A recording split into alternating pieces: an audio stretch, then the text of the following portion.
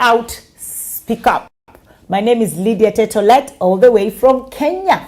Okay, today we're here again, continuation of what we were talking about last week, domestic violence or domestic suffering, whatever, because if you say violence, Facebook won't allow you to take it round. So we are trying to look for a different name, but we know it is what it is. So we are here today. I'm here with my two powerful ladies. When I say powerful ladies, believe me when I say that. One woman, she is, she's going to introduce herself, but she works with domestic violence victims already. She sometimes even works with perpetrators to find out why are you doing this. She works with, in fact, yesterday she had a very sensitive case. A child who was only 10 years old was raped yesterday and killed. So she was not in a very good place yesterday, but today she's in a better place. But guys, what this woman deals with every blessed day is disturbing. And that's why I say we all have to do something. If I do something on a Monday, somebody do it on a Tuesday, on a Wednesday. If every day we're talking about domestic violence, we're talking about child molestation, we're talking about rape, we're talking about violence, I'm telling you, if we all do our part, this thing will reduce. We won't see children being raped. We won't see women being beaten mercilessly, or men beaten as well, because this cuts abroad. So I have a powerful lady here with me today. She all the way from Kenya. And I also have another powerful lady who have voice. I'm sure you've heard her voice so many times. She's from Kenya, but she resides in Zanzibar. She's here as well to introduce herself. So I'll let these two women of substance, women of tenacity, powerful, strong women, introduce themselves before we start talking about DV. People are talking about COVID. Forget COVID. Let's talk about domestic violence. This is a proper pandemic that has been ignored, and now it's just getting worse every blessed day. And people are actually dying. So I'll let my ladies come here. I'll start with the lady who resides in Kenya, because I didn't want to call her name. I want her to come and introduce herself. So my darling, you can introduce yourself. Hello everyone. My name is Timegwe. I am the co-founder and executive director of Usikimia. Usikimia is a Swahili word for do not be silent, because we have chosen to speak up. I run an organization that deals in sexual and gender-based violence, as well as human trafficking issues. And due to this, we have several programs that we use to mitigate and to address those issues. For example, we have safe houses, we have a feeding program, we have a library program, we have empowerment program for the ladies. SRHR, which is to stand for sexual rights and health rights of young adolescents and young women, so that we can mitigate the effect of sex among many other things that we can find us at. You can find us at usikimia.org just to check out what we do. We are also on social media at Usikimia on Facebook, on Twitter, and as well as on Instagram. Yeah, it's a pleasure to be here. Lydia visited us some time ago, and we had a good time giving children food and for her to just understand what we do and how we do the work. I'm very grateful to be here. Thank you, Lydia, for your invitation. Thank you so much, Jerry, for that. As you can see from the introduction, this is a powerhouse woman. I don't even have to say no more. Okay, now I'll go to Zanzibar and let my lady introduce herself. So if you can please unmute yourself and introduce yourself, please.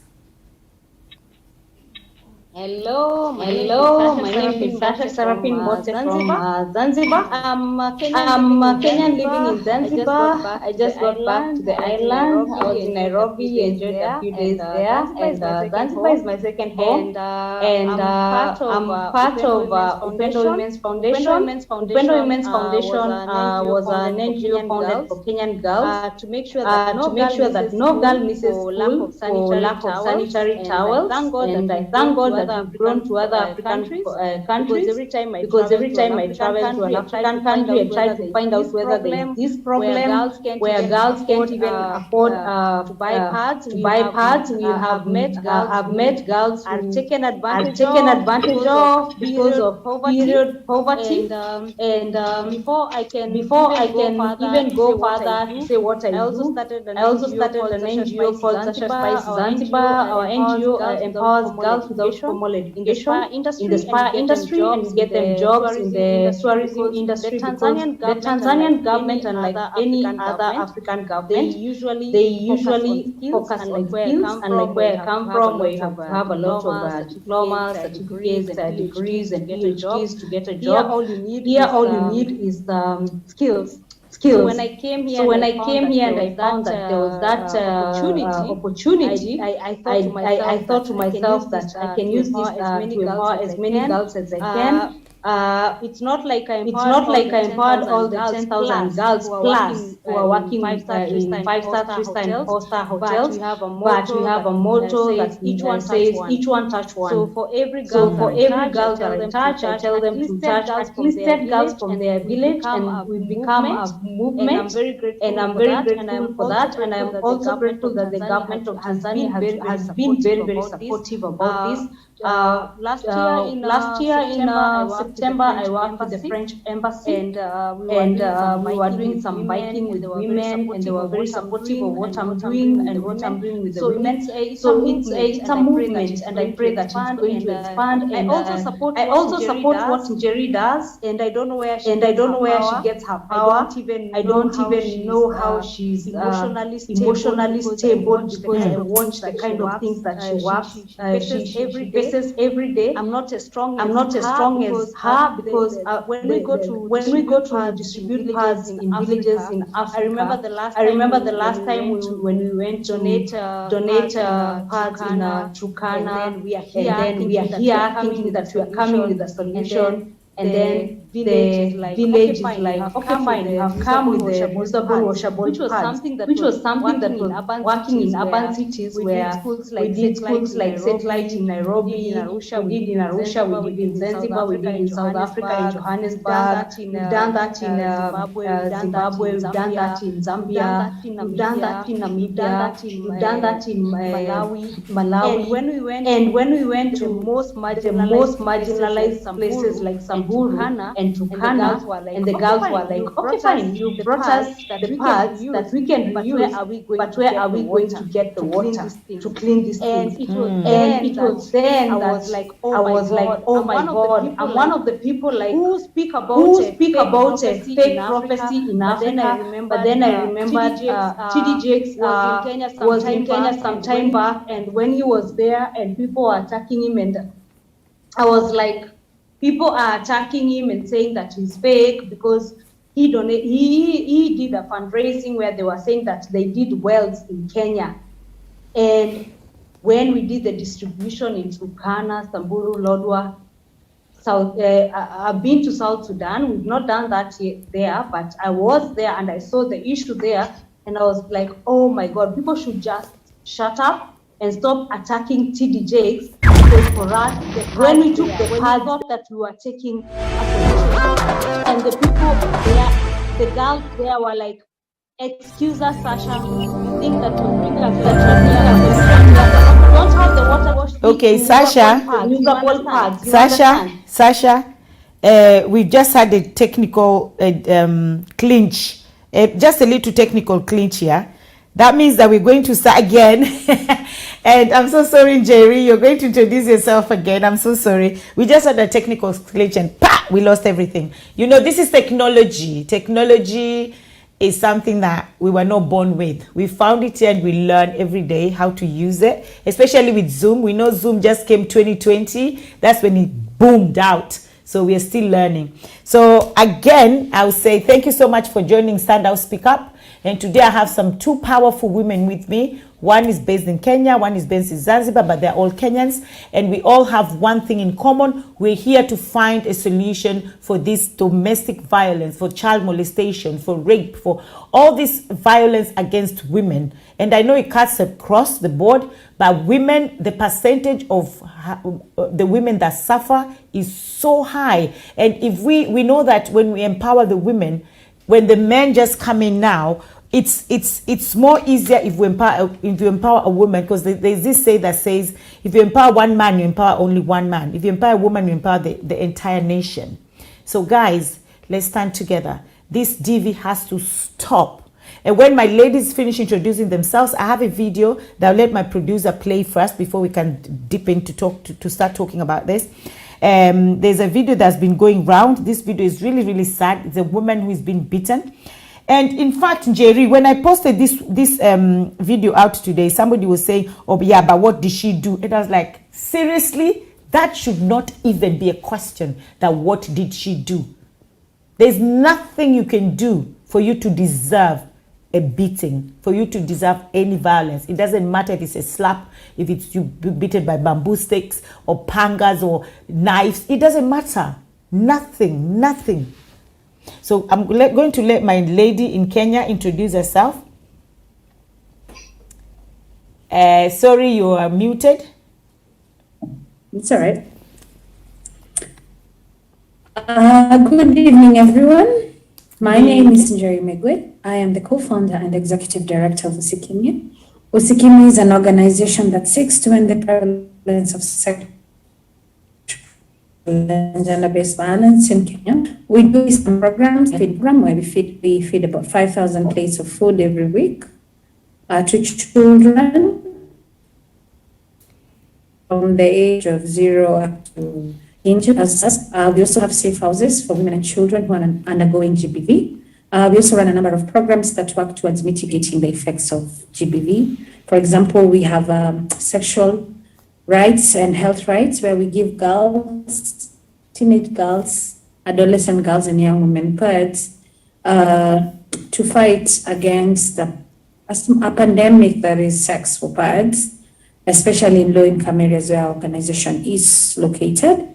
We also carry numerous empowerment programs for women, so that these women can also be able to, break out of the cycle of poverty. And the only way you can do that is generally by providing empowerment. And in this case, we do Chama Women, where women come together, they organize together, and they're able to borrow and to take loans within themselves to build their businesses.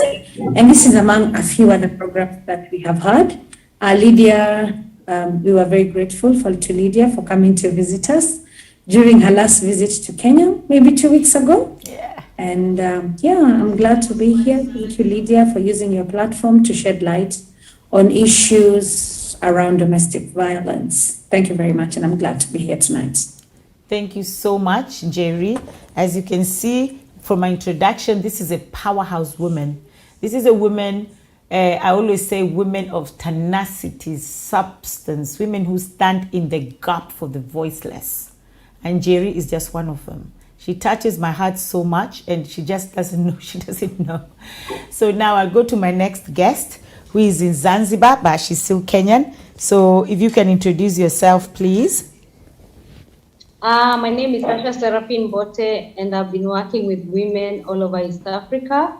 Jerry is one of the women that I really, really admire in East Africa. And I always tell women, if you need to support something, you need to support Jerry, because whatever she's doing, I actually sometimes ask myself, where does she get the strength to do this, So sometimes we are not even able to give her emotional support, but at least if I can tell one or two organizations to support her or individuals to support her, I'm very open. Like tonight, I'm having the director of Alliance Frontier.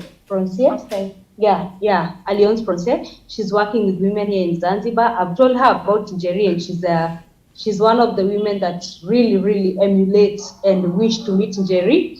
So we will do so much together. I also work with women in Zanzibar who don't have formal education, and I try to empower them in the spa industry, and we have become a movement now. And I thank God that I have Lydia. We've been working with Lydia for, I think now it's 3 years since I met Lydia, and we're working together.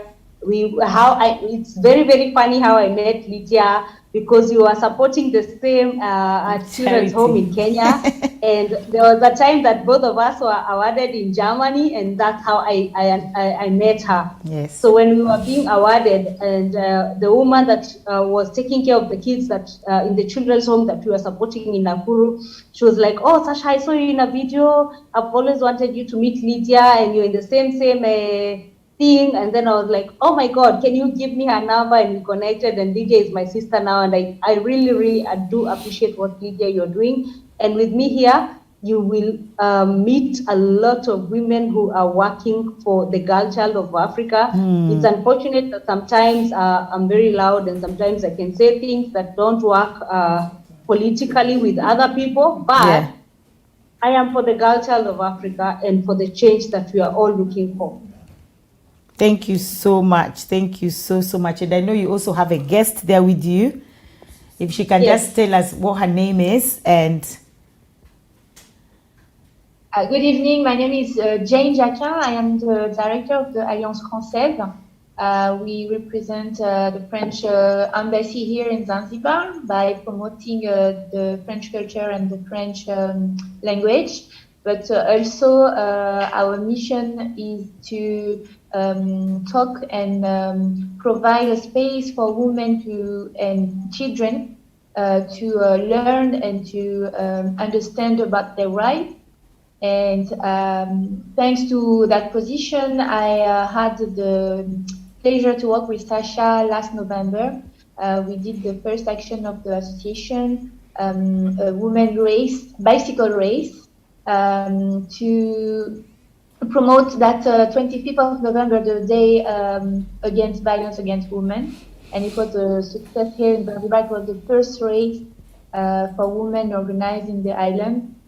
So now we hope to have more actions like that, because Sasha also provided sanitary pads, reusable sanitary pads, to all the girls who participated to the race.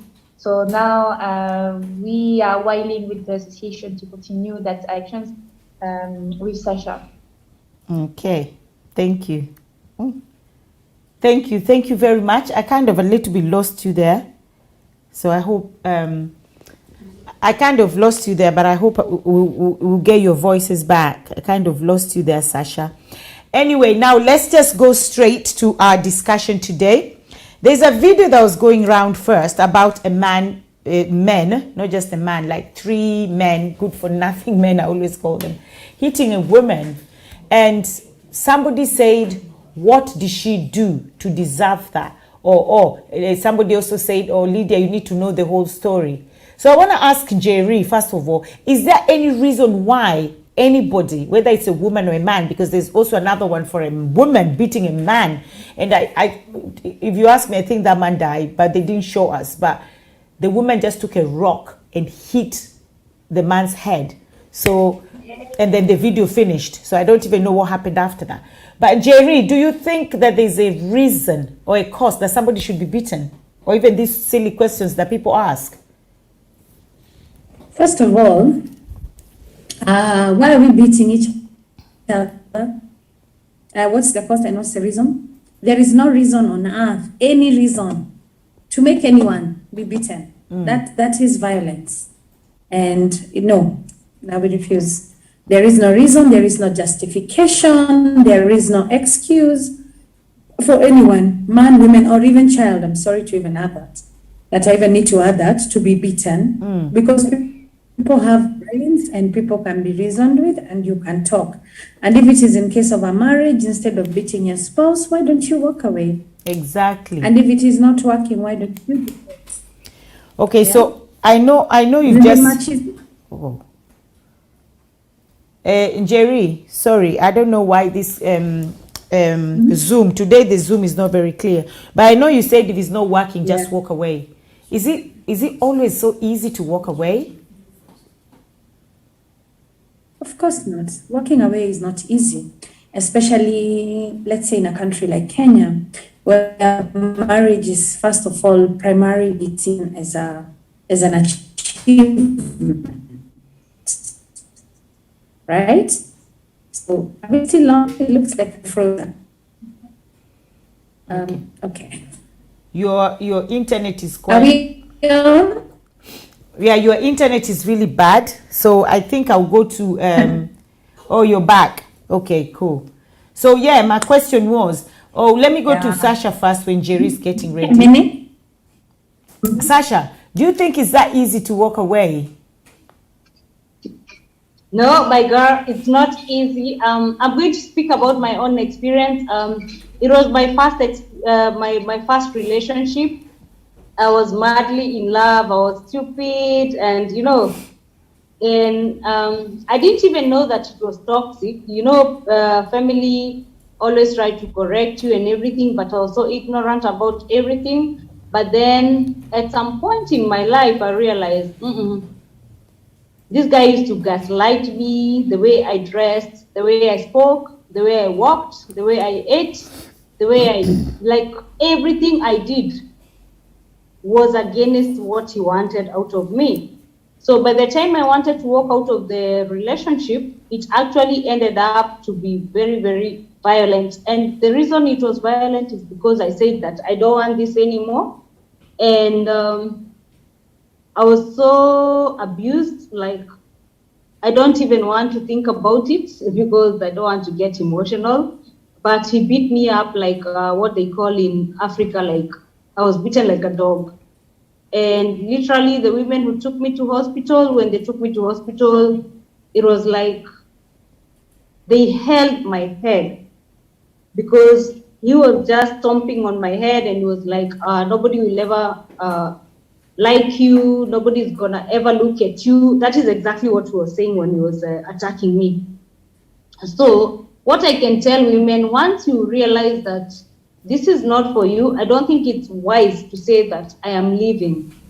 Yeah. I think it's better. Yeah, I think it's better when you just leave and you don't speak about it, because the day I said that I'm going to leave is the day that I was attacked. And then it is the day that I opened my eyes to realize that my family was not against me. They were literally against the relationship, but I was not listening to them. I was, and the problem with, and this is something, I was talking to a friend of mine last night, and she's dating this guy. He's from Germany, and he's been trying to control her. He's someone that just met her with her life. She has everything going.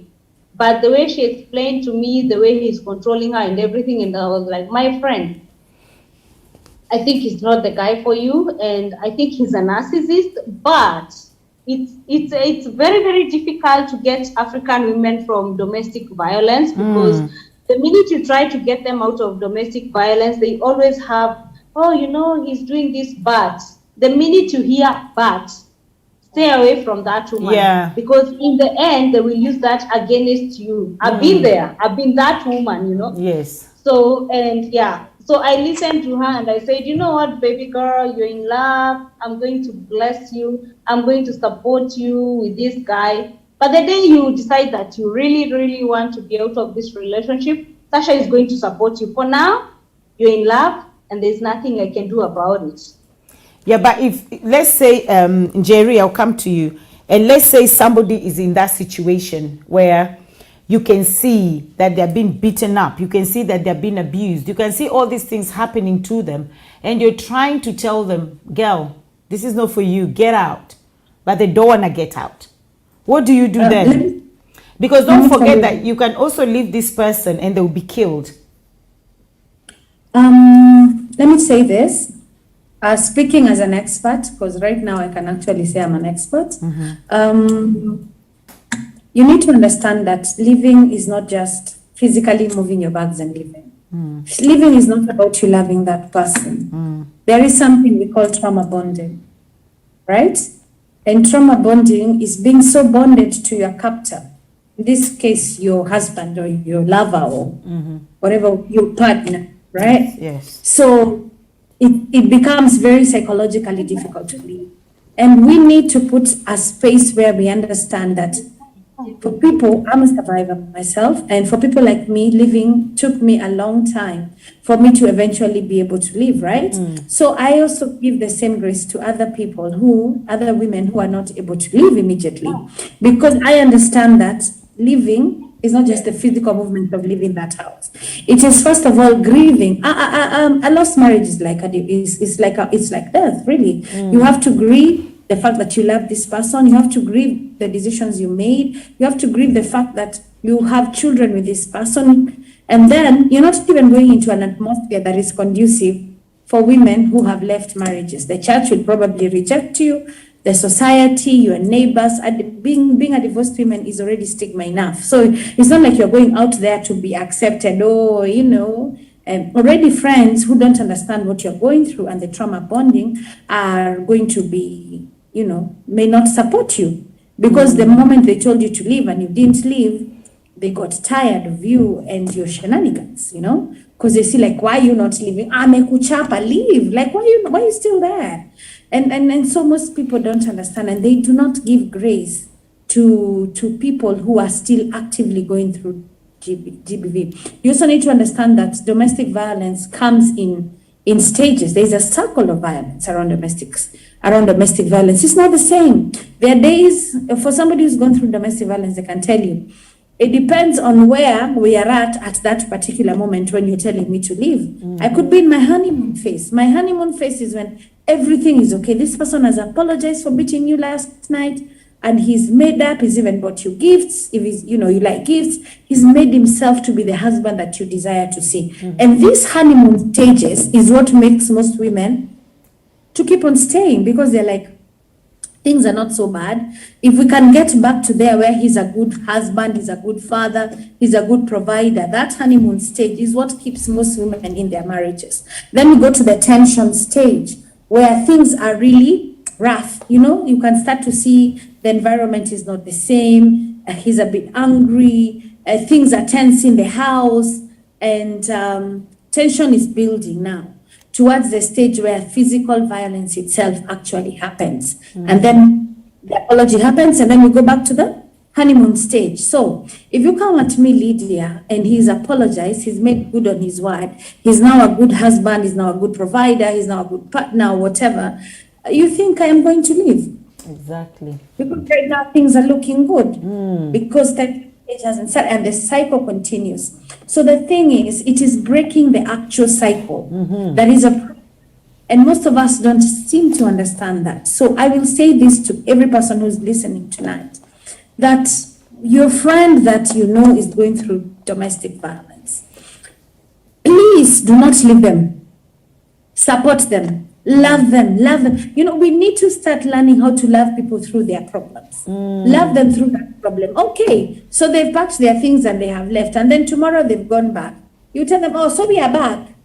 Okay, sawa, tuende, turudi tu. I will still love you through. I will still be here. I'm still going to keep on reminding you that you need to leave, and I will support you even as you leave. However, if now this is where we are back, I am still here. Just know I love you. I don't support this decision you're making. However, I love you and I'm going to be here. The next time we need to pack bags and leave, we shall leave. Because living is not a one-day affair. Don't be lied to. No, it's not. Again, this is somebody who you love. So chances are this person is going to come and talk to you. Chances are relatives are going to come and talk to you. Council of Elders is going to come and talk to you and tell you, go back to your marriage. Your mother herself is going to tell you, marriage, we say it in Swahili, ndoa ni kuvumilia, which is to say a marriage is to, how do you put it? Is to be... Oh God. Ngoja tutakuja hapo. Lydia, I will speak about that. Yes, okay. So you already have a society that is pushing you to stay in your marriage, irrespective of how bad it is. Because your mother will tell you, you know what, your father used to do ABCD, but I never left. Yes. Your sister will tell you, even me, my marriage that you see, things are hard. You can't go out there. They're not good men. So even society itself is not creating space for you to cope on going. Now, we're also looking at somebody who cannot cope. Maybe the only financial sustainability they have is their partner. All right? So you're telling this person to leave and go where? live and go where? Who's going to pay school fees? Who's going to take care of them? And you know, things surrounding that. So that already becomes a poison chalice, because now this person can't live, because then they don't have the financial support and the financial means to be able to take care of themselves and to take care of their children. So they would rather stay here. And we have so many people who keep on saying, I'm in the marriage for my children. I know it's a bad marriage, but I'm here because of my children. Right? Yeah. So that is also another problem. So it's very hard. So we need to, I will again insist, we need to keep on giving grace to people who are unable to live immediately. It's not about you that wants them to live immediately. It's about how are they. And if you're in a position, pay a counselor. Let your friend see a counselor. Let them start talking to a professional who will start telling them, look, you're not in a good place. And it doesn't need to come from you. It can come from a professional. Maybe they will hear the professional. You understand? Yeah. So there's so many reasons that make women not really readily just jump out the idea of living. Wow. You've gone deep, man. You've gone deep. You've made me thinking. Because me, I'm always on the other side. I'm always an advocate of the other opposite side. But while you were talking, I was just actually really thinking deep, like, wow. So do you think that all this, Sasha, I'll come back to you, but do you think that all this are just excuses not to leave? No. Okay. Go on, tell us more about that. As I said, from a psychological standpoint, what we call trauma bonding now, a few years ago was known as the Stockholm Syndrome. And for you to understand the Stockholm Syndrome is somebody who is completely adapted and looks like they support their captor, or in this case, their perpetrator. So this is not, as I said, this is not a 1 + 1 = 2. When it comes to psychological issues, then you need to understand that the mind, this person is bonded to the person who beats them. And in some cases, we have cultures that actually say that if your husband doesn't beat you, he doesn't love you. Yes, I've heard that. So you're also looking at also cultural expectations where somebody expects to be beaten. That's their love language. So we have cultural barriers and traditional barriers that you also need to break. And as I say, and I will keep on insisting, in a society that marriage is an achievement and being divorced is seen as like your worst nightmare, and being a single mother is something that is so dehumanized and so insulting. Their children, Jerry, are called bastards by the church. Exactly. Not the street. Exactly. I mean, I know a couple of schools, I'm telling you, Lydia, that will not admit the children of single mothers. We are speaking about the church. Aware of that.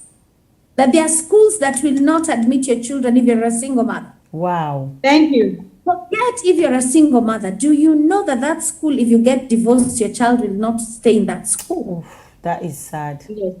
That is now, sad. Tell me, where is this society that is accepting?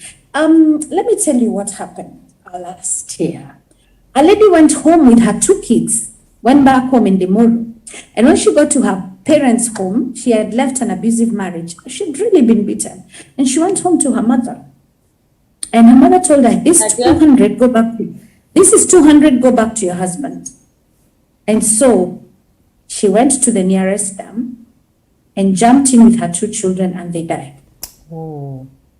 Because the reality is that she went home and there was no space for her at home.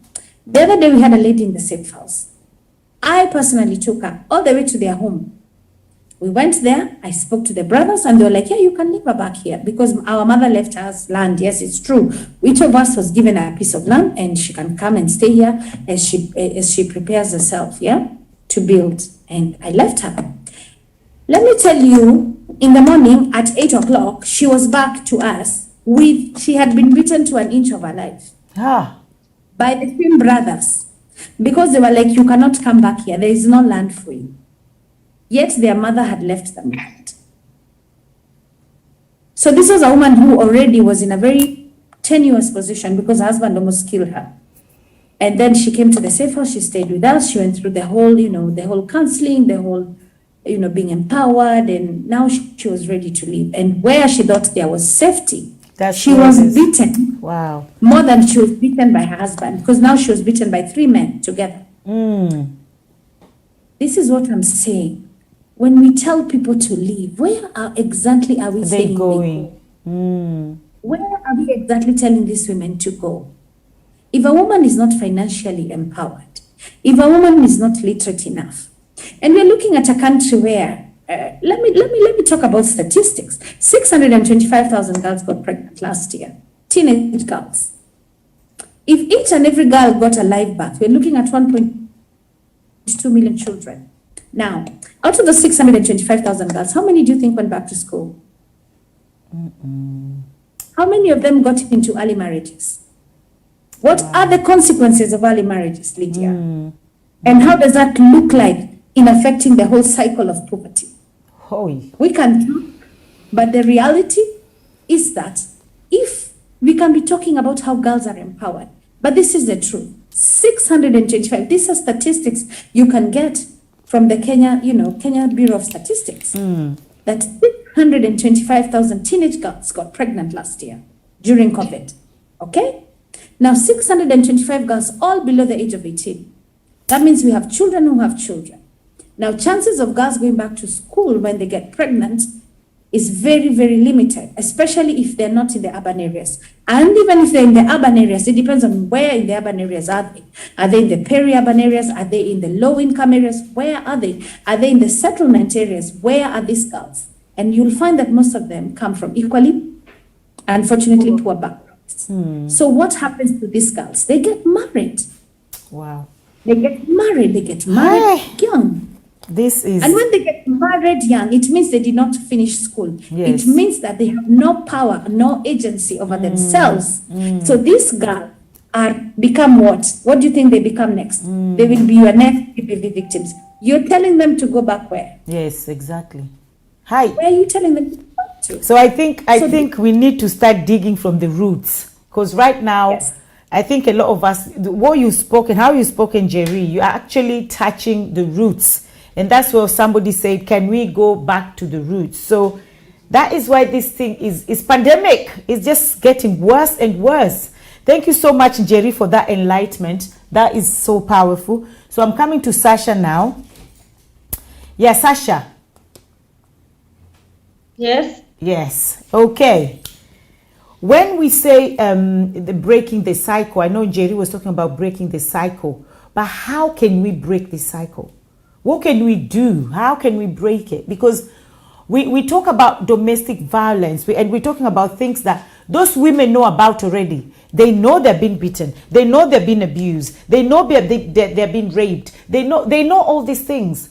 But how do we now help them to break the cycle? How do we help them to escape? How do we give them a solution? What do we do? Because I don't even know anymore. Lydia, I don't know where to begin, but I think you followed Jerry and what she does. What I do is not even a quarter of what she faces.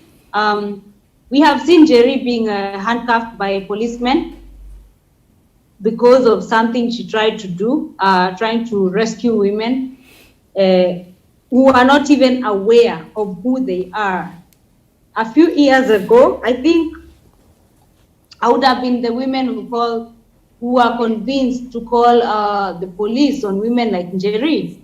And what do I mean by this? I think in Africa, what we need is education. And I do not mean to get the colonial education. The colonial education, I don't think there's anything it did to us apart from speaking foreign languages. And then we are the only ones all over the world who speak foreign languages. The Chinese are coming to our countries and building infrastructure without speaking one word in English. So for us as African people, there is a lot to unlearn.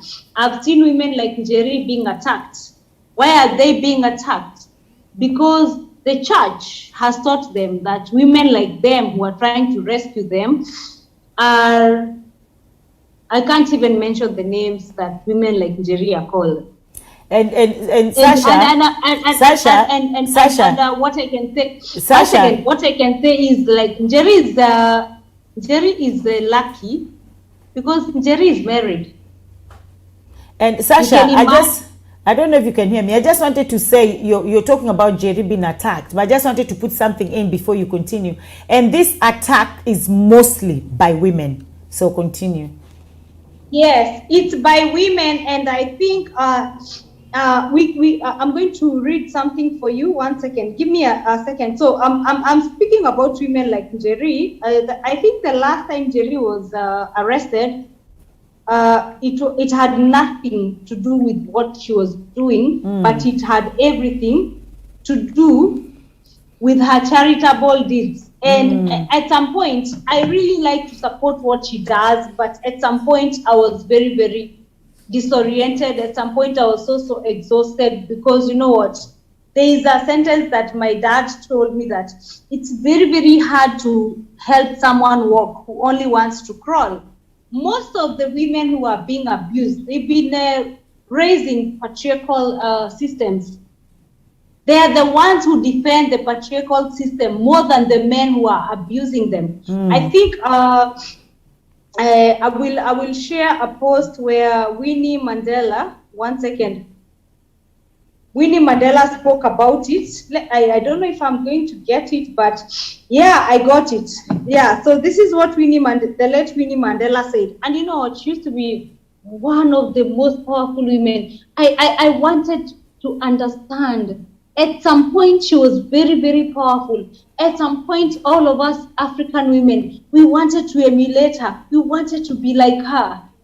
And then all of a sudden, the mainstream media was changing her name. And unless Africans understand what mainstream media is, because I lived in South Sudan, I have a few of people from Juba who follow me, and they're always like, oh, Sasha, we commend you because of the way you speak. When I went to Juba, my parents, I went with my small brother. My parents would literally call me every day and they'll be like, okay, we understand you. They would tell me to go back to Kenya. And then at some point I was like, I'm not coming to Kenya anytime soon. So you better get over it. And at some point, my parents were like, okay, fine. We only have one son. You don't want to come back to Kenya, but we will never forgive you if our son gets killed in Juba. And I'll tell my parents, Dad, Mom, the war is in Darfur. For me, I'm in Juba. Darfur is like Nairobi. And the war, where you were expecting the war it's like Zanzibar. And I had already traveled in Zanzibar. I had traveled in a few countries. And I couldn't understand my parents. And they will send me these pictures of people who have been, they don't have one leg because of the deminers and the landmines, like their legs were blown away. And I would meet these people in Juba, and they're walking with both their legs, and they show me like, we have to sign this because we have to send these reports to the United Nations because we need this amount of money, we need to be paid by the government. And I realized, oh my God, it's all a lie. It's all a lie. The people who are signing to be paid in Juba, they had both legs. But at some point I tried to work with the United Nations, and I had to send reports in United Nations where like, oh, these guys, oh, the deminers, they lost both legs. And I'm like, but he can walk.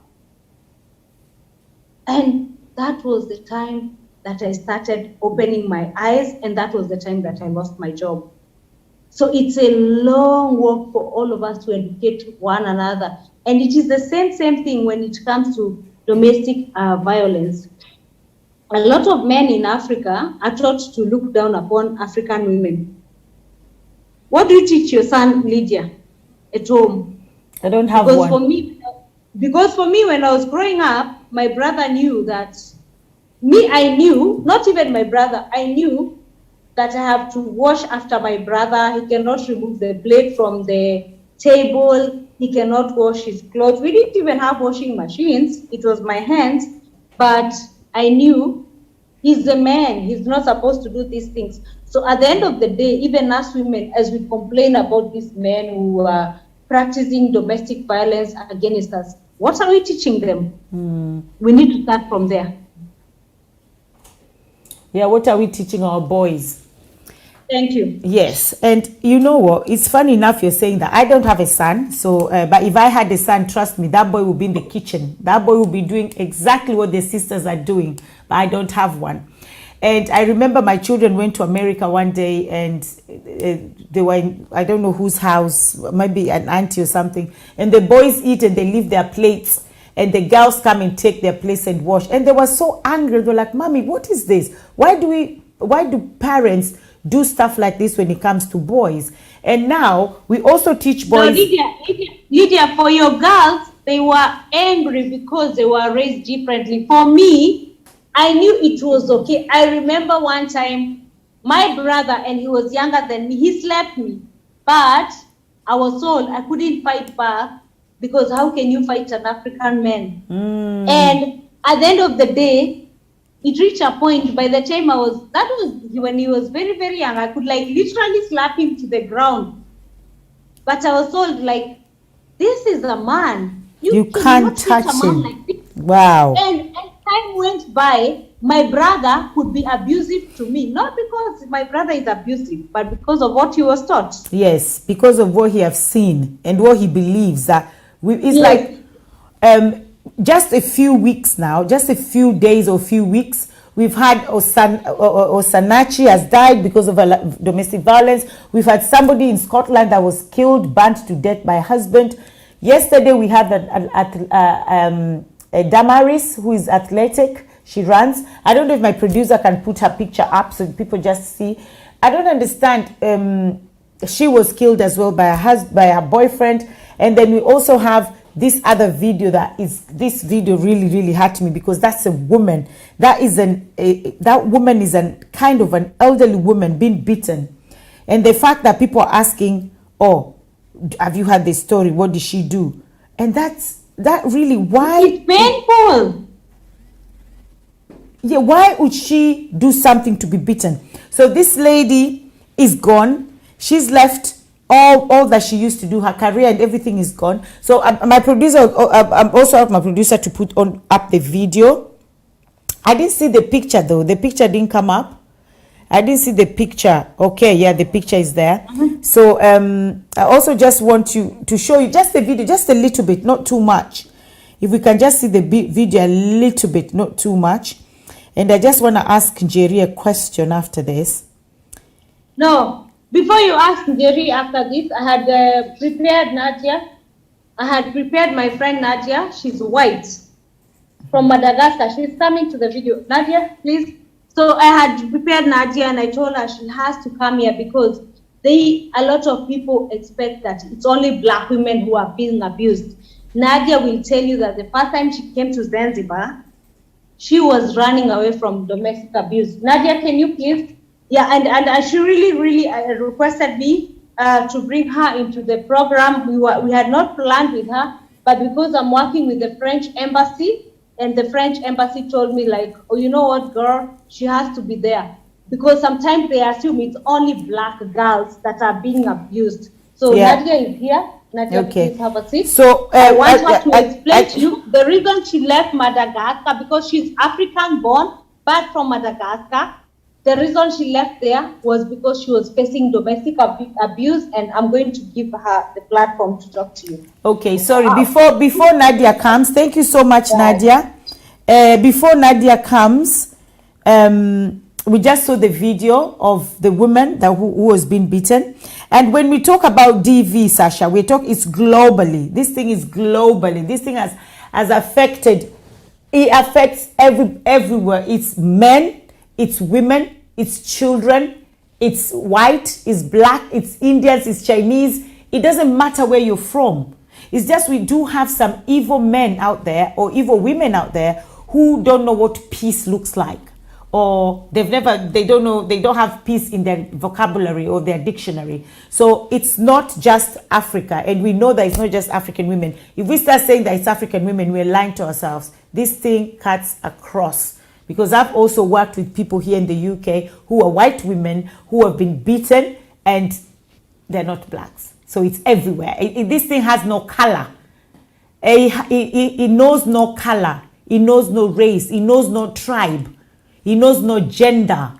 The other day I was when I went to visit Usikimye, there was this guy who was gang raped, and he's a man. So this thing has no gender. It's everywhere, and he was beaten up as well. So Sasha, just to let you know that we know Nadia is here, but this thing is everywhere. So it has nothing to do with race. So okay, Nadia will come and tell us, and then I'll go to Jerry. I just leave Jerry with this question. Do you think that if we show, Jerry, before you come, Nadia will go before you. But Jerry, do you think that if we show these pictures and we show these videos every time, and that's why I wanted to show the picture and I wanted to show the video, do you think that if we show these things all the time, and we anybody who is in that situation will look at the video, look at the picture and think, oh my God, I don't want to end up like that. I'm going to exit. I'm going to take the next exit. So Jerry, I'll leave you with that. But before you come and answer that for us, can I have Nadia to Can you speak for a minute? Can I speak? Okay. So I have just a message. I have just one message to the girls who are facing this kind of problem. Don't wait. Don't give an excuse like, oh, that is happened once, 2 or 3 times. You will change. It will never change. So. Just don't wait till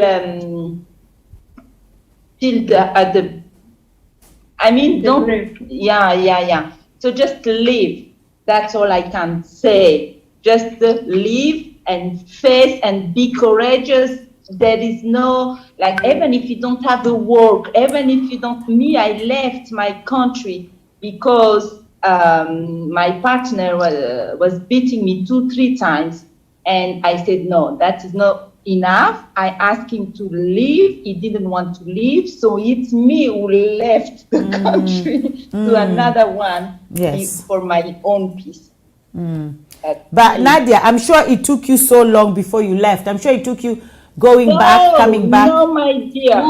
No, before you accept, it's long. No. He beat me once. I went to the police. I gave him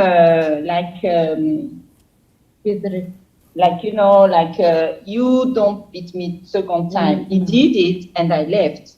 So please, girl, be strong, be courageous, just live that kind of misery. Yeah, you can do better. Your life is not.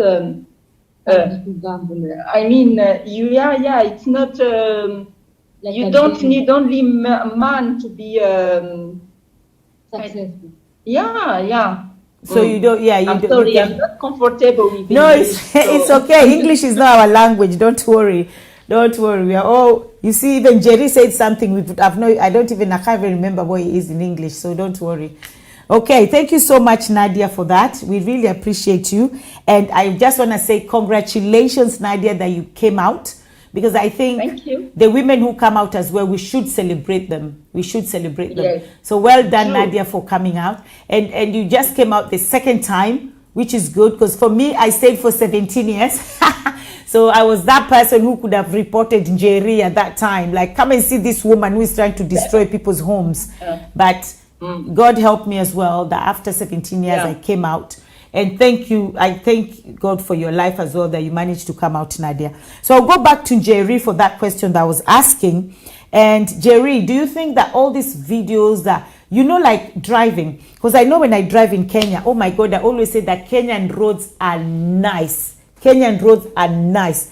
Personally, I feel like they're nice, but the drivers are reckless drivers. And then every time you're driving on the road, you see cars parked on the roads, accident cars, horrible accident cars. And this is just to warn drivers that this can happen to you anytime. Slow down, stop being reckless. But they don't listen. They don't even follow those things. So it's the same thing. Do you think that if we show these videos and we show these clips and we show these women who have died or men who have died, do you think that can trigger somebody's emotions and they're like, okay, that's it. I can't be this person. Do you know the work I do and why I talk about it so frequently and why I don't mind coming into spaces like this to speak about domestic violence? It's because the hope is you can save one life, not many, just one. That one person will see and get triggered and realize I don't need to be in this situation. Yes. Sometimes that's all you need to do. Those cars that they put on the road, I'm sorry, I'm feeling a bit emotional. I've just received news of someone who has been killed in Karatina. So, oh dear, sorry. It's a young girl, 26. Yeah. Anyway, this is a thing. The thing is, we are not just talking about, and I know I may sound biased, but violence against women and girls is actually at a national. President Uhuru just came short of declaring a national crisis, which is where we are at, because in the last 3 days, every day we've lost a woman due to GBV. So that's not regular behavior. So that's why for me, I talk about violence against women and girls, because it's a pandemic and it's a problem. And this is a thing. We need to keep on engaging in advocacy and talking about it and regularizing it, because for a very long time, these topics were taboo and women kept on dying and it kept on being hidden, and we don't see. You see, the thing about statistics is they paint an actual picture of what is happening. You see, for a country as big as Kenya with 50 million or 56 million people, if we do not have a painted picture that actually shows the effect of GBV, you know, of domestic violence, and the cost that it actually cost the government, which last year was 8.6 billion, I'm sorry, in costs. I'll be looking at hospital, because if I am sick, I am not able to work, I'm not going to be productive, I am in hospital, and we look at the number of deaths, and these deaths, instead of decreasing, they keep on increasing. Then we look at people who are going through GBV. They need to hear and to see that they're not alone in this situation. Yeah. Yeah, they're not alone, and that you can come out. So the thing is to keep on engaging in advocacy. You talking on this talk show, Lydia, maybe today someone will actually hear and be like, I don't want this to be my story. I don't want this to be how my life ends. And that alone, for me, I always say, if I can save one life, that is enough. And so you can only hope that by us talking about it and consistently and constantly engaging in advocacy and speaking about it, maybe the reason that somebody today will opt to live or will opt to run and rescue their life. Sometimes that's all you can hope for. Oh, thank you so much. Whoa. And I'm so sorry about what's going on, Jerry. I've always told you, you really need to be seeking counseling all the time, because what you do is, I can't even do it. I cannot even do it, because I'll just, after 2 days, I think I'll just give up and surrender and run away myself. So I'll go to Sasha. Sasha, do you think, I know when we were talking and we were talking about love, that you love this person, I know that's why you go back and you love this. Do you actually think it's love? Do you think this is love? You're muted. You're muted, Sasha.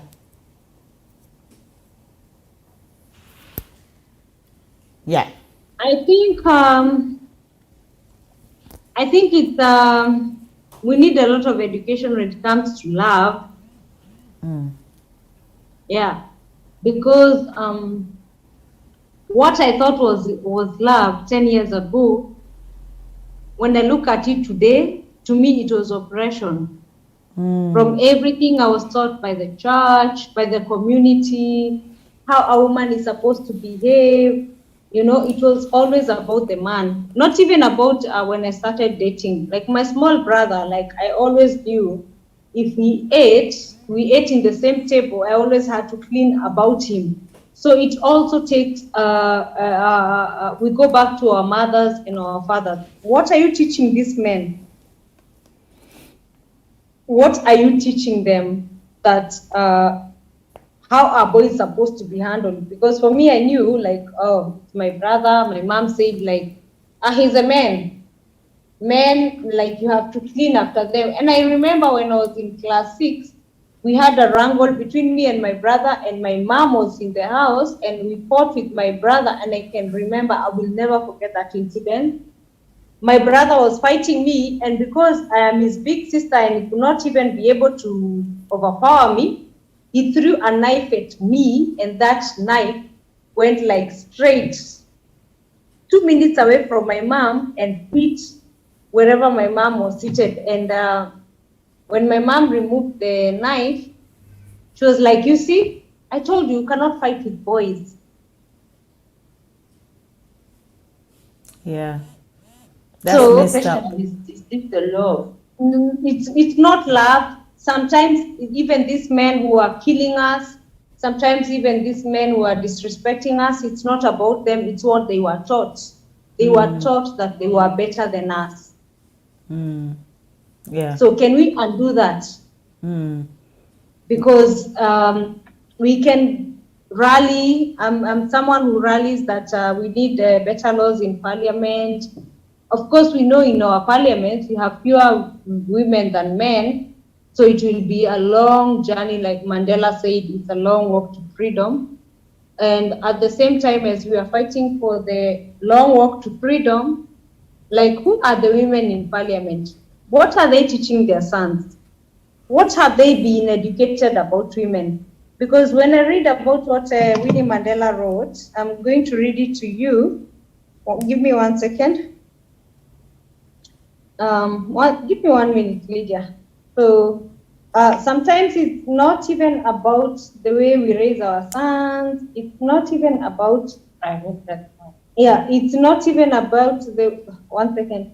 It's not about the way we raise our sons. It's not about the way we are trying to raise ourselves, but it's the systemic oppression. You know, I've always spoken about the systemic oppression, and sometimes when I read about it, I read about this, and I thank Winnie Mandela wherever she is. May God rest her soul in peace.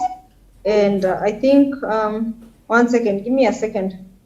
Okay. Give me a So second. when Yeah, you give me 1 second. Let me just get it because I remember this is one of the things that I have saved, and something that will be saved on my phone for the rest of my life. Okay. So what you found it?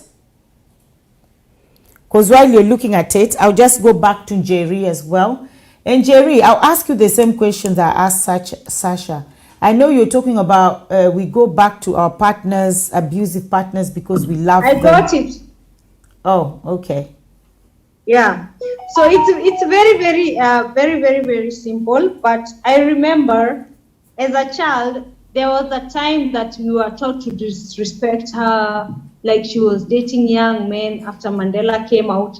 And that's exactly what they do to African women. If they're not gonna get to you, if they're not gonna bring you down because you're a strong woman, they are gonna say that you slept with an elderly man or you're sleeping with younger men, just to bring you down. But this is what she said. And you know, then, because we were brainwashed and we were taught how to think against her, I was against her. But after I read this, I was like, oh my God, what battles did this woman fight?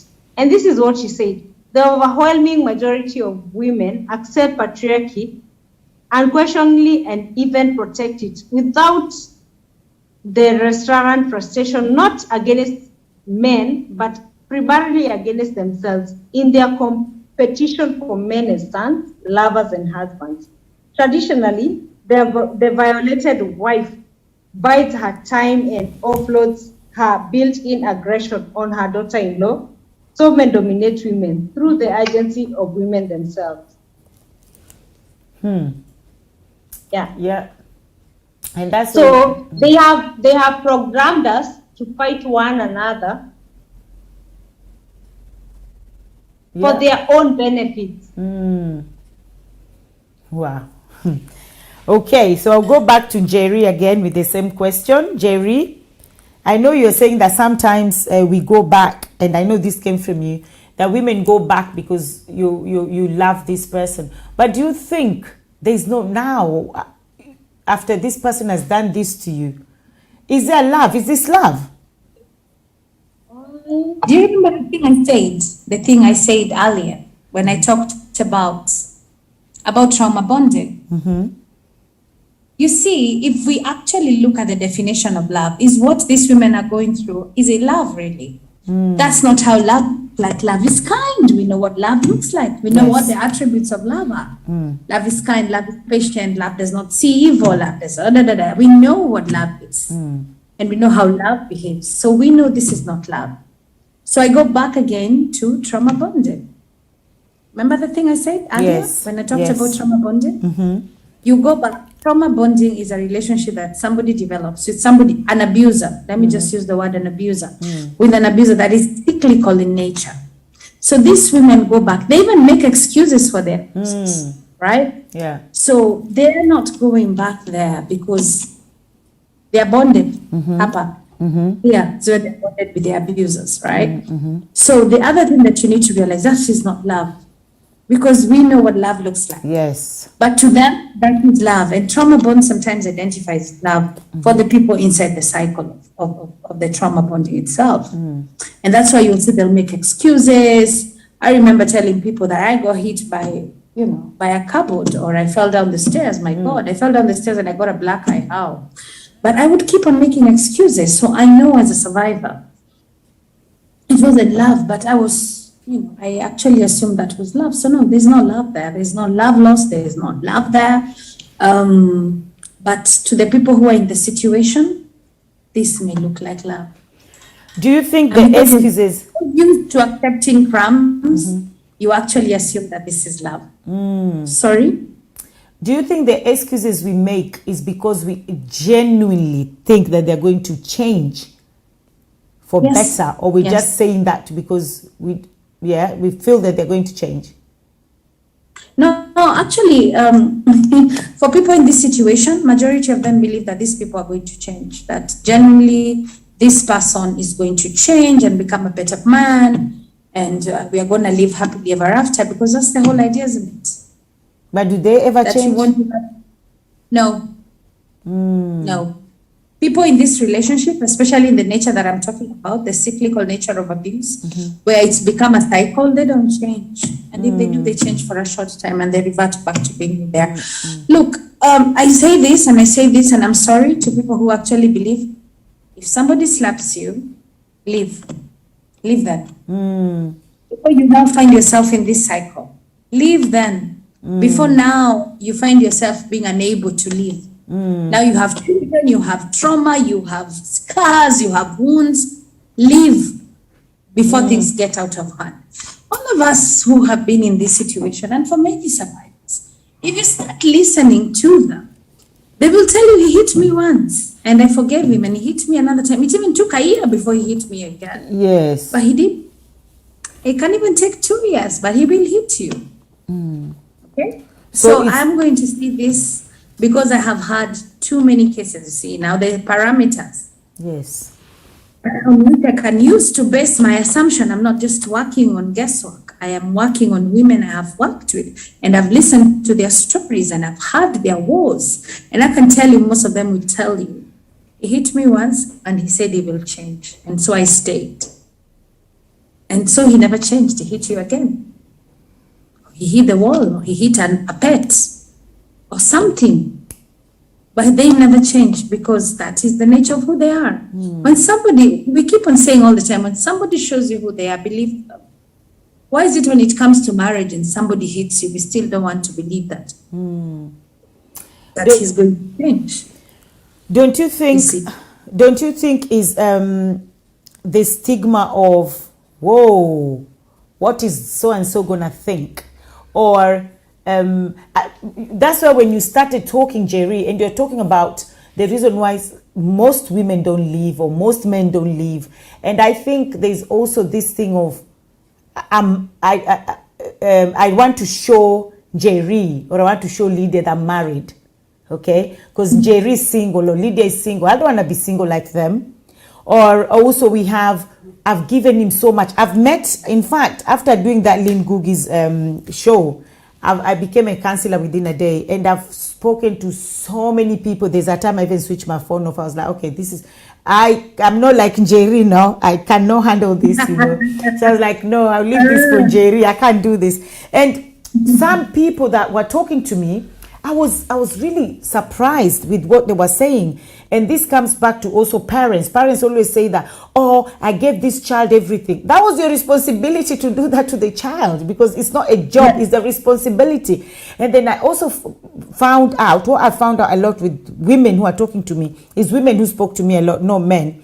And they were like, but I've done this for him, I've done this. And I'm like, forget those things. Forget what you've done. That's not important.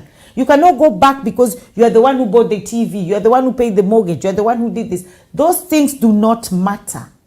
But I feel, and that's why I use the word of excuse, Jerry and Sasha. That's why I use the word of excuse, because I think women, most women, like we're saying today is about women, even though yes, men go to domestic violence, but we're talking about women right now.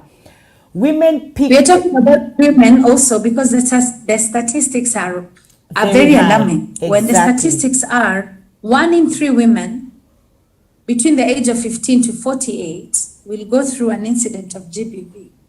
Wow, that's very alarming. That's alarming. That's alarming. So that means we are 3 women here. Yes. Me, you, and Sasha. And Nadia. And based on how I heard stories, and we've all gone through domestic violence. Imagine. It's 4 of us. It's 4 of us. So there is 4 of us, and all 4 of us are survivors. Yes. Think about it. Yeah. Think true. About it. What does that even say about statistics? That all 4 women on this table today are survivors of GBV. Wow. So that's yes, exactly. You are working. Yes.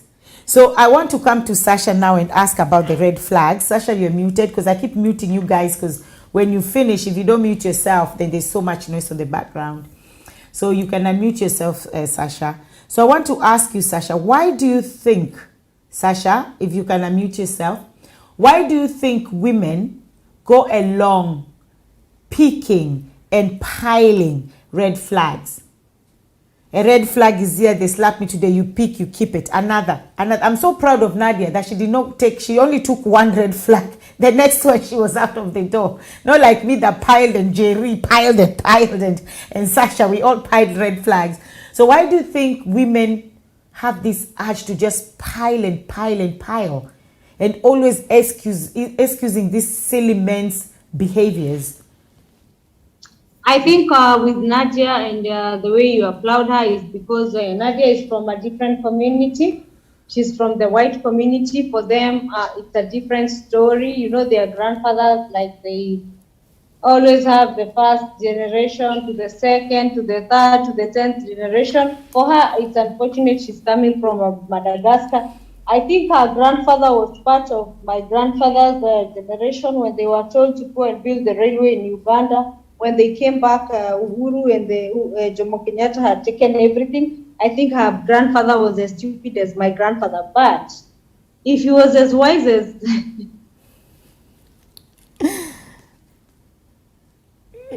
Just aside anyway. So yeah, it's different from what we are white women are taught.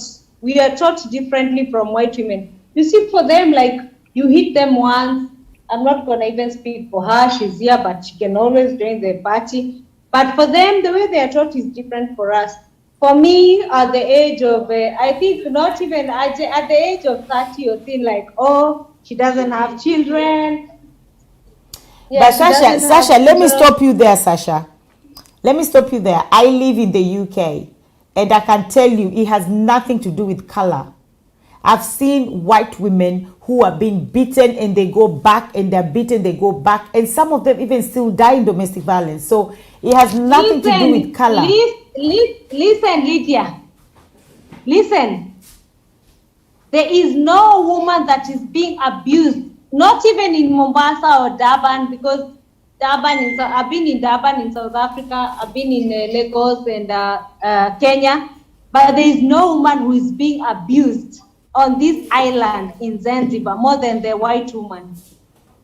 But there is this mentality where we are raised to think that, oh, they have it better, they are white women. All my white women friends, they are always like, oh, Sasha, you know, I need to get a genuine boyfriend. I met with this one. Oh, he thinks that I'm a bank.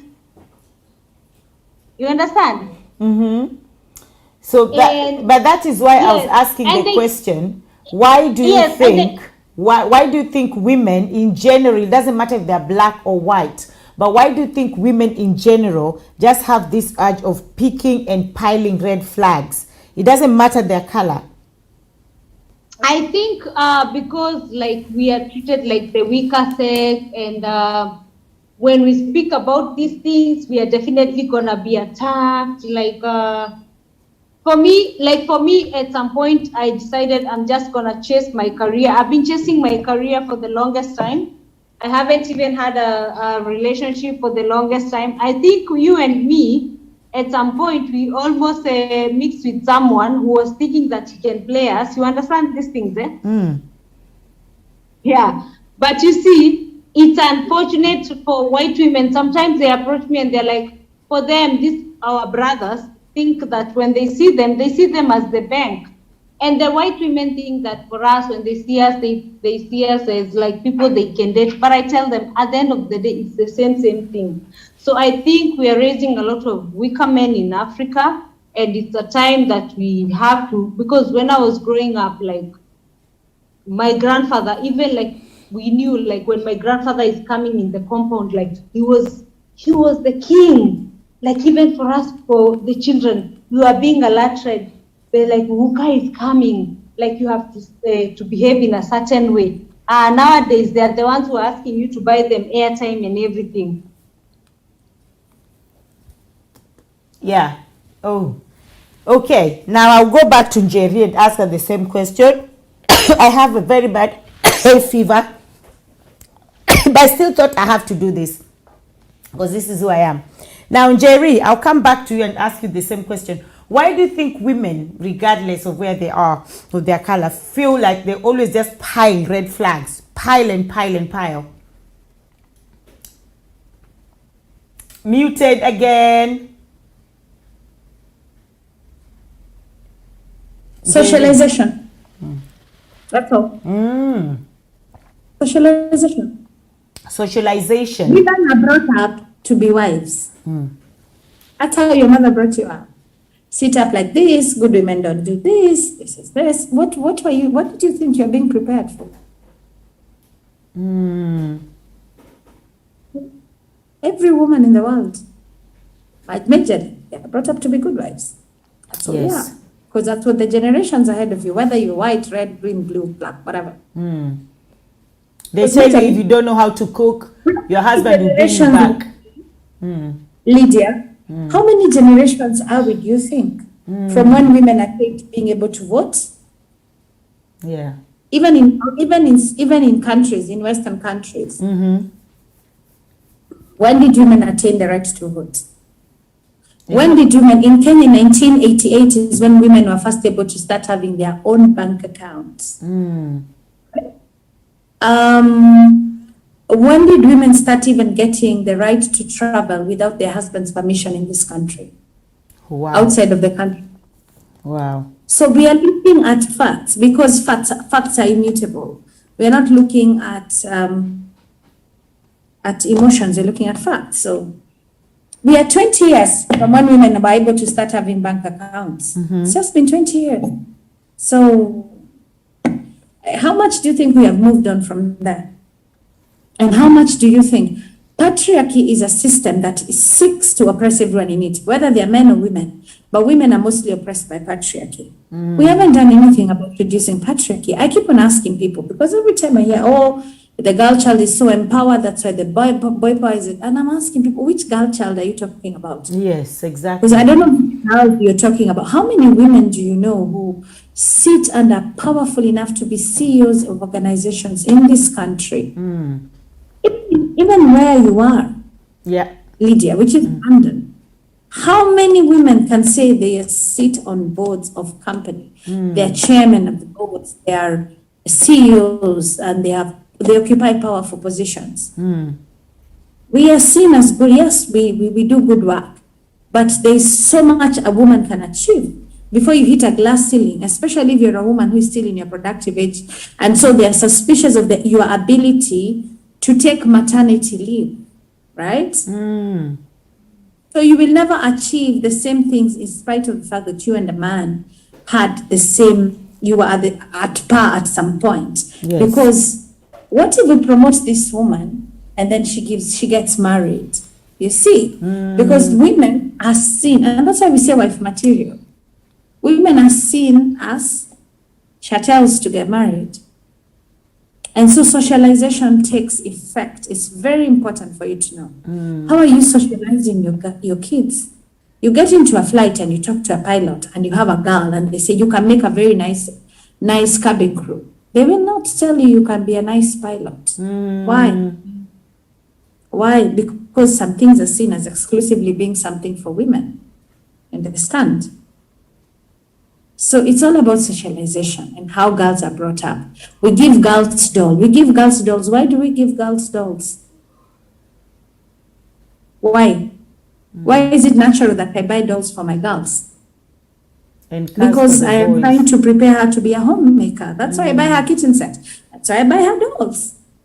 And I don't do the same for my boys. Because if I was honest enough, I should also give my boys dolls because if they're going to be a father, then they need to be prepared, right? But we don't. Because we socialize. We don't even look at it. It's so automatic. I see this and I buy this for my girl. I see a dollar. Why am I buying her a doll? Why don't I look at my girl and think she can be a rally driver? Let me buy her cars. Or she can be an engineer, or she can be a mechanic. But I buy dolls automatically because socialization. We don't look at it as what it is. We just do it because it's automatic. It's behavior. So some things have to change from the behavior. Wow. It's the capacity for you to change the narrative. That's how you start changing. Impact is by changing behavioral change. So if I'm going to buy a doll for my girl, I'm also buying a doll for the brother. If I'm going to buy a car, I'm going to buy a car for both of them. If I'm going to buy Legos, why am I assuming my daughter can't be an architect? And I buy for them Legos to build up and use their imagination. Realization. I'm building skills that they need to use in the future as a good wife. Wow. Whoa. Okay. All right. Because of time, I'm going to ask Sasha to give us her last remarks. And Sasha, just talk to perpetrators out there. I just want you to talk to perpetrators out there, Sasha, as you give your last remarks. Thank you. Muted again. Sorry. Oh, you're muted, sweetheart. Yeah. Am I online? Yes. Yeah, so I do understand what Jerry is trying to say. Like in Zanzibar, I still can't go to rent a house as a woman without a man, because if I go to rent out a house as me, probably I'm a prostitute or something. These are things that have happened to us. And I've had times when I have to call my brothers here in the island and like ask them to pretend like they're my brothers, my husband to get their place. So I understand what she's saying. We still have a long way to go as women. Yeah. It's unfortunate that when I came from Kenya, we didn't have such things. But then you go to Mombasa, you come to Zanzibar, you go to Durban, and then you find that it's a different tradition. So yeah, I do understand what she's saying, and it's really happening. And there is nothing we can do about it at this moment apart from speaking about it, but these things are happening. Yeah. And we can't shy away from them anymore because it's not been easy for me as a woman living in Zanzibar, especially from the way I dress, from the way I speak. It hasn't been easy for me, and I do understand even when I was attacked by a few men when I spoke about the incident that happened in Zanzibar. Not that I don't fight for such incidences, I really try my best, but sometimes people can misquote you, but we have issues that are happening here and there, and we are working every day and night to make sure that we are fighting these issues. I can see Jerry all the time. 1 minute I'll see her like she's in Mombasa, she's in Nakuru, she's in Nairobi, and sometimes I wonder how is she even able to handle these situations, because sometimes when people call me, I just cry and I don't know what to do, you know.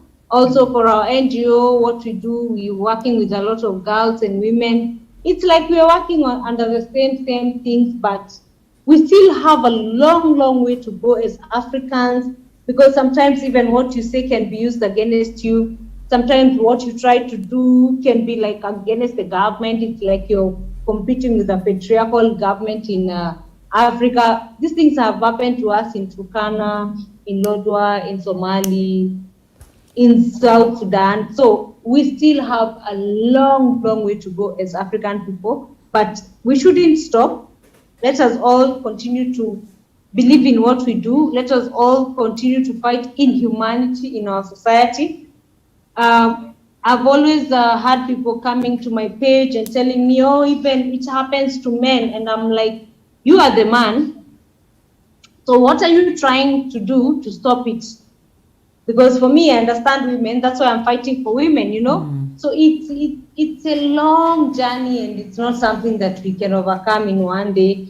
And I thank God that we have people like you, Lydia, who give us platforms to come and speak about ourselves, come and speak about what we do, come and speak how we can be better, come and speak about how we can be able to be the change we want to see in Africa. And it's not easy. Yeah, thank you. Thank you so much, Sasha, for your last remarks.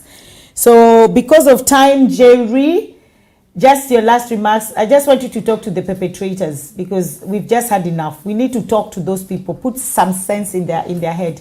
So as your last remark, Jerry, I just want you to talk to a perpetrator as well. Hi. Yeah. We can hear you. Is it my turn? Yes, darling. Oh, I thought I was frozen. So my remark is this. I will make 2 remarks. I hope that's okay. Yeah. First remark is to people who perpetrate, some perpetrators, also abusers. Imagine you do not have to hit somebody for your point to get home. You can walk away. I'm partially deaf because somebody hit me so hard, so I cannot hear from this. I hear, but very faintly. Imagine your point can come across without you having to hurt somebody, and if you feel like this person is a reason you're going to perpetrate them, walk away. Can always open the door, walk away, go sit in your car, go get a bus and go away. Come back when you're less angry. Now, I'm saying this to people who are possibly not yet offended but have thought about it. And also to people who are perpetual abusers. GPV is just taking away the other person's human rights, the other person's dignity, the other person's self-esteem, the other person's life, the other person's limbs. So many things have been lost. I mean, do you ever look at that person and ask yourself, what did I love in this person, and why is it so important that I hurt them to put my point across, right? I think we can do better. We can do better. All of us, we can do better. And to women especially, I'm talking to you. Do not stay in a marriage because of children. I'd rather you leave, because children are able to read unhappiness. I'd rather, instead of raising children with 2 unhappy parents, you get out and children are raised by a happier mother, a happier father. You can agree if you're both reasonable. You can come up to an agreement of how you can see your children, rather than keep them in the house. Don't stay in a marriage because of your children.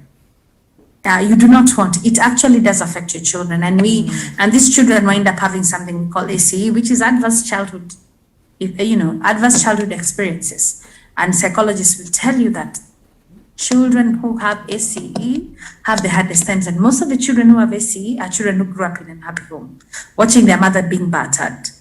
So don't stay. Don't use your children as an excuse to stay. There are people out here who care enough for you, people like me, the organization I work for, and other organizations that you can reach out to for help. If you need to talk to a counselor, we have a number, 0800 000 999. Call us. There are trained therapists behind those lines. We'll be able to talk to you, guide you, and just help you walk this journey. You are not alone.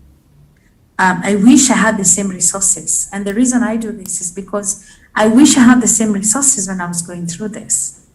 And the reason I do this is because I do not want any other person to feel how I felt. And so walk away if you know you're in a situation that is endangering you, endangering your life, endangering your children. Your children don't need to see you being battered. I want you to have healthy relationships with your children and not live a life of regret wondering, what did I do and how did I put my children through this? And with those few remarks, Thank you. I'm glad to. Thank you so much. I just want to say thank you so much, Sasha, for joining us all the way from Zanzibar. And also thank you so much, Jerry, for joining us all the way from Kenya. And my own last remarks is, guys, if you were in any domestic violence situation, if you're in this, whether you're a man or a woman or a child as well, seek for help.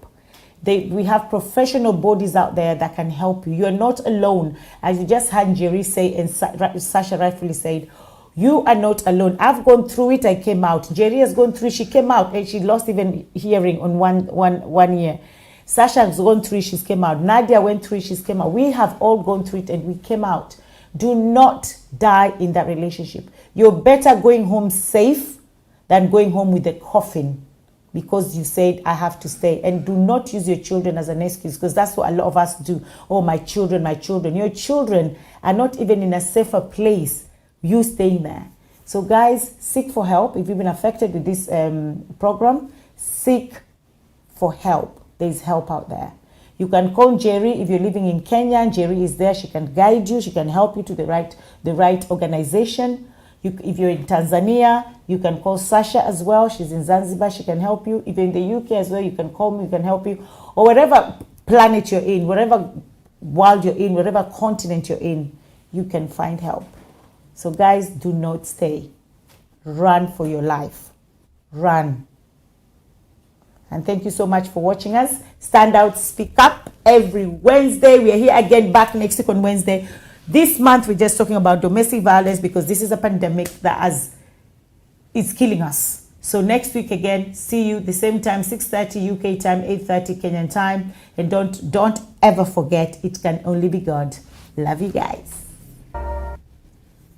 It's our 30th anniversary. Yes, 30 years of Miss Ghana UK, the Empowerment Edition.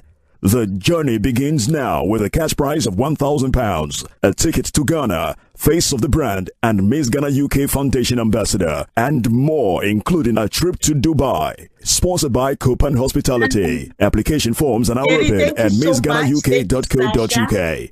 Deadline for submission is 30th April 2022. For more information, send your email to info@missghanauk.co.uk. Follow us on all socials at Miss Ghana UK. Beauty, elegance, tradition, and knowledge. Miss Ghana UK. Beauty with brains.